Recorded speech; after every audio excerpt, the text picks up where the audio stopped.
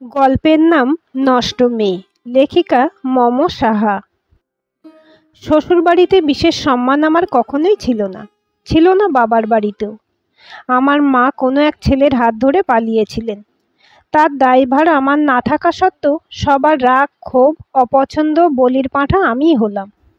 বয়স আমার তখন বড়জোর 7 হয়তো ছিল।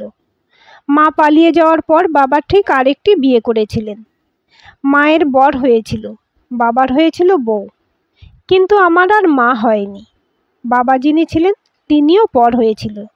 সৎ মা আমাকে বিশেষ পছন্দ করতেন না। আমি তাকে সেই বিষয়ে কখনো দোষারোপও করিনি।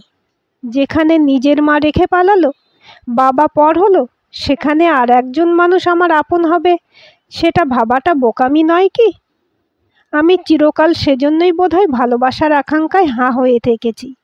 কেবল চেয়েছি আমাকে কেউ একটু ভালোবাসুক, বুক ভরে ভালোবাসুক। ভালো না বাসতে পারলে করুণাই না হয় করুক। সেই করুণা করেছিল একজন, তিনি হলেন আমার ফুপু। কিন্তু আমার সৎ মা কিংবা বাবা কারোরই হয়তো পছন্দ ছিল না সেই করুণা। যেদিন ফুপুর বাড়িতে যেতাম সেদিন আর বাড়ি ফিরতে চাইতাম না। আমার যে বড় ভালোবাসা পাওয়ার লোভ ছিল। কেউ ভালোবাসা দিলেই আমি আটকে থাকতে চাইতাম। বাবার কান ভারী করতেন তাই সৎ মা। আমি আসতে চাইতাম না বলে বাবা এমন মারতেন যে গা কাঁপিয়ে কখনো কখনো জ্বর উঠেছিল। আমার তখন বুক ভরে অভিমান হতো, মায়ের প্রতি অভিমান। মা একটু যদি নিজের নতুন সংসার করার শখ ত্যাগ করে বাবার সাথে সংসারটা করতেন, তাহলে আমার ভাগ্য এমন লাঞ্ছিত হতো না। আমি এই দুয়ার ওই দুয়ার ঘুরে ঘুরে ভালোবাসার জন্য মরতাম না। আমার ভালোবাসা পাওয়ার এই আকাঙ্ক্ষা নিয়েই আমি বড় হলাম। একটি আনন্দবিহীন শৈশব কাটিয়ে কখন শৈশবের ঘরে পা দিয়েছিলাম। স্কুল ছেড়ে কলেজে উঠতেই আমার একটি ছেলের সাথে পরিচয় হয়। ছেলেটির নাম কবি। কবিতার মতনই চোখ তার, ছন্দের মতন হাসি, মুখের মায়া পাহাড় ছুঁয়ে যায়। কবি ছিল আমাদের পাড়ারই ব্যাচেলর, অনার্সের ছাত্র। বন্ধুদের আড্ডায় তাকে পাওয়া যেত এলাকার চায়ের দোকানে। কবির প্রিয় ছিল লাল চা। যখনই দেখতাম তখনই তার হাতে একটা চায়ের কাপ থাকতই। আমার জীবনে প্রেমপত্র আমি পাইনি এটা বলবো না, কিন্তু সেগুলোর দিকে আমি কখনো ফিরে চাইনি। কিন্তু কবিরের দিকে আমি ফিরে ফিরে চাইতাম। একদিন কড়া দুপুর মাথায় নিয়ে যখন কলেজ থেকে ফিরছিলাম, কবির আমাকে ডাকলো। ইউনিয়ন পরিষদের মোড়ে বটগাছটার নিচে বসা ছিল ও। আমি ডাক শুনে দাঁড়িয়েছিলাম। কবির আমাকে কবিতার ভাষায় প্রেমের প্রস্তাব দেয়নি, আকুতি করে চায়নি আমার হৃদয়। কেবল বলেছিল, তোমার মা নাকি তোমাকে এখনো মারেন, ব্যথা পাও না? এই বাক্যে প্রেমে পড়ার কিছু ছিল না, তবু আমি প্রেমে পড়েছিলাম। কারণ সেই প্রথম কেউ জানতে চেয়েছিল আমার ব্যথা লাগে কি না। এর আগে কেউ এতটুকু কথাও জানতে চায়নি। আমি উত্তর দিইনি, কেবল মাথা নামিয়ে ঘাড় নাড়িয়েছিলাম, যার অর্থ ব্যথা পাই না। এরপর চলে এসেছিলাম বাড়ি। যদিও বাড়িতে আমার ফিরতে ইচ্ছে করতো না। নানান গালিগালাজ অশান্তিতে ততদিনে আমি হাঁপিয়ে গিয়েছিলাম। জীবন থেকে মুক্তি চাইতাম কেবল। প্রথম কথার পর কবিরের সাথে আমার দ্বিতীয়বার কথা হয় 9 দিন পর। কলেজে সেদিন পরীক্ষা ছিল। তাড়াহুড়ো করে যেতে গিয়ে উষ্টা খেয়ে পড়ে ছিঁড়ে ফেলেছিলাম জুতো। কবি চায়ের দোকান থেকে এগিয়ে এসেছিল। আমার পুরনো ছিঁড়ে যাওয়া জুতো হাতে নিয়ে সারা বাজার ঘুরে সে আমার জুতোটা সেলাই করে এনে দিয়েছিল। ওর সাথে আমার সেই সম্পর্ক ছিল না যে আমার জুতো হাতে নিয়ে অনায়াসে মুচি খোঁজা যায়। তবুও সে ওই সময় কোনো সম্পর্কের না হয়েও আমাকে সাহায্য করেছিল।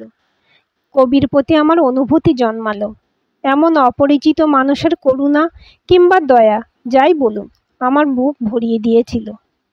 কবির সাথে আমার প্রেমটা হয়ে যায় কোনো এক বসন্তে। ভালোবাসা পাওয়ার লোভ বলুন কিংবা কবিরের সাথে সংসার করার শখেই বলুন, আমি ওর প্রেমে পড়েছিলাম। কবি প্রথম প্রচণ্ড যত্ন করত আমার। মায়ের, বাবার, চারপাশের আত্মীয় স্বজনদের যে ভালোবাসা পাওয়ার আশায় আমি মুখিয়েছিলাম, সেই সকল ভালোবাসা কবি একাই যেন ঢেলে দিচ্ছিল আমাকে। আমিও নিয়েছিলাম, প্রাণ ভরে সকল ভালোবাসা গ্রহণ করেছিলাম। অতিষ্ঠ জীবনটা একটু বোধহয় শান্তিতে ফিরেছিল তখন। সৎমা মারলেও গায়ে লাগতো না, বাবা বকলেও গায়ে লাগতো না।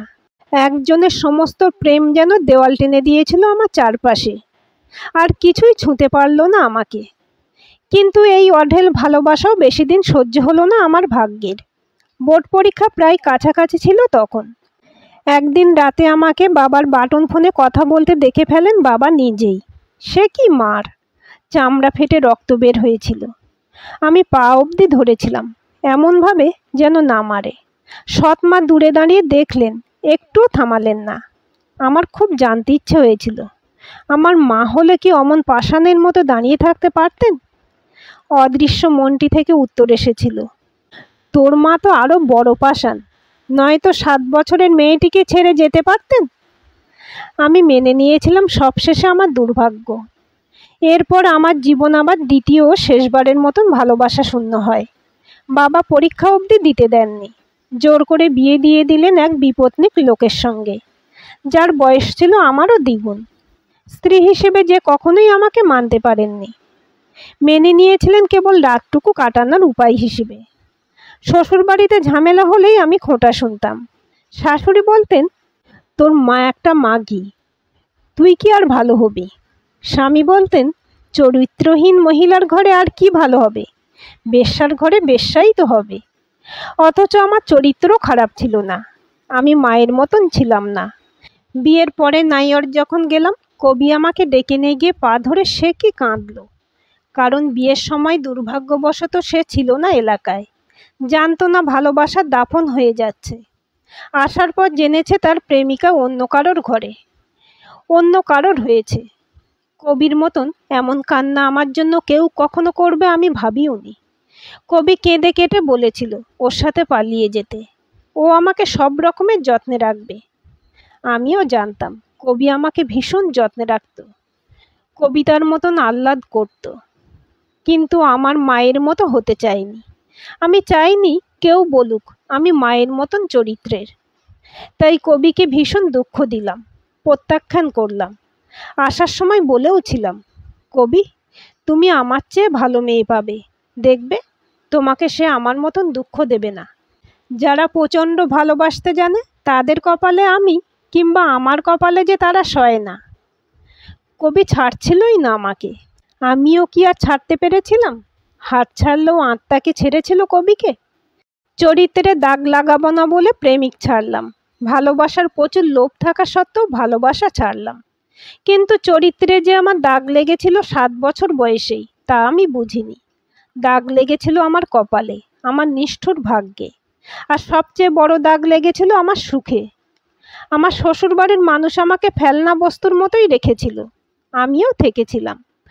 ততদিনে ভালোবাসা না পেতে পেতে আমার অভ্যাস হয়ে গিয়েছিল কিনা, তাই আর নতুন করে ভালোবাসা না পাওয়ার আফসোস ঘটা করে উদযাপন করা হয়নি। ভেবেছিলাম এভাবেই কেটে যাবে এক জীবন, যন্ত্রের মতন দুর্ভাগ্য নিয়ে সংসারে লাথি খেয়ে খেয়ে কাটিয়ে দেব। কিন্তু আমার ভাগ্য তা চায়নি। লাথি খেয়েও সংসার করি, তা আমার ভাগ্যে আর সহ্য হলো না। আমার স্বামীর সাথে আমার বিবাহ বিচ্ছেদ ঘটল, একদম সামান্য কারণেই ঘটল। সে আমাকে ঝগড়া লেগে বলল আমি চরিত্রহীন।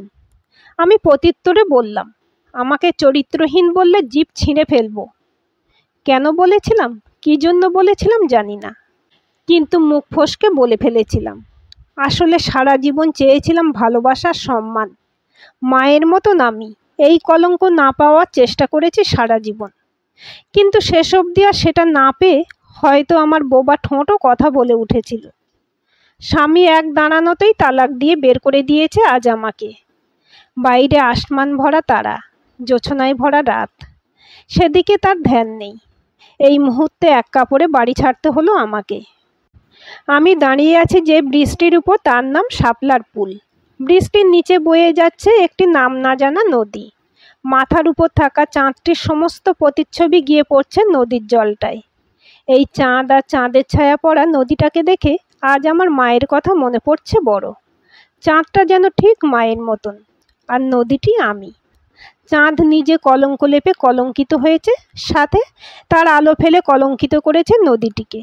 যেমন করে মায়ের একটি কাজ আমার সমগ্র জীবনকে কলঙ্কিত করে ফেলেছে। আমার মাকে বড় জিজ্ঞেস করতে ইচ্ছে হচ্ছে, আমার সমস্ত জীবনের সুখ কেড়ে নিয়ে কেমন আছো তুমি মা?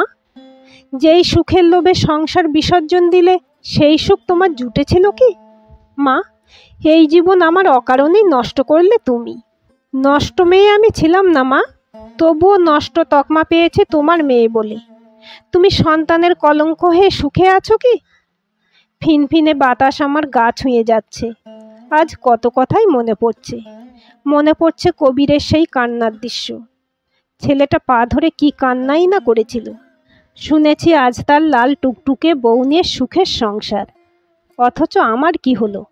নষ্ট মেয়ে হব না বলে ভালোবাসার লোভও ছাড়লাম, অথচ শেষমেশ কি পেলাম জীবনে? আমার বুক ভার লাগলো, অভিমান হলো খুব। আচ্ছা, কিছু না করেও তো চরিত্রহীনা হলাম। এবার যদি সত্যি সত্যি নষ্ট মেয়ে হই তবে কেমন হবে? আজকের গল্পটি কেমন লাগলো কমেন্ট করে জানাবেন। ভালো লাগলে লাইক শেয়ার করবেন আর চ্যানেলটি সাবস্ক্রাইব করে বেল আইকনটি ক্লিক করে রাখতে ভুলবেন না।